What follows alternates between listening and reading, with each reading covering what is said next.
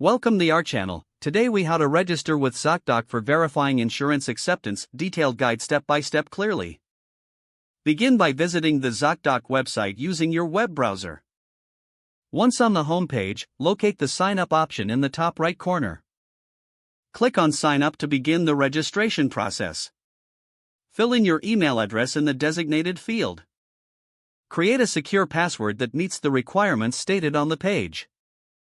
Confirm your password by entering it again in the provided field. Next, you will be prompted to enter your first and last name.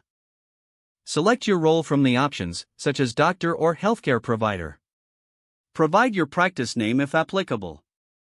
Enter your practice address, including city, state, and zip code. Select your specialty from the drop-down menu.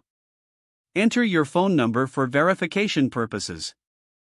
Review Zocdoc's terms of service and privacy policy before proceeding.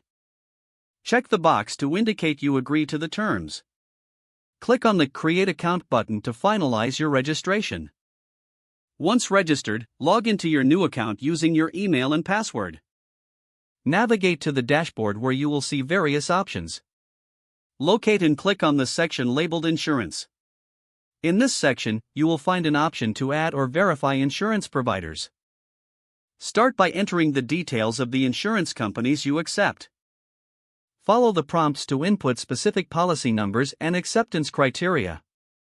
If needed, upload any required documents to verify your participation with the insurance provider. Confirm all information entered is accurate before submitting. Once submitted, you may receive a confirmation email regarding your insurance acceptance status. Regularly check back on your Zocdoc dashboard for any updates or additional verification requests. This completes the registration process for verifying insurance acceptance on Zocdoc. If the page does not load, refresh the browser or try again in a private or incognito window. Make sure you are using the correct email address, then retype it carefully to avoid small typos. If your password is not accepted, use the reset option and create a new strong password you can remember.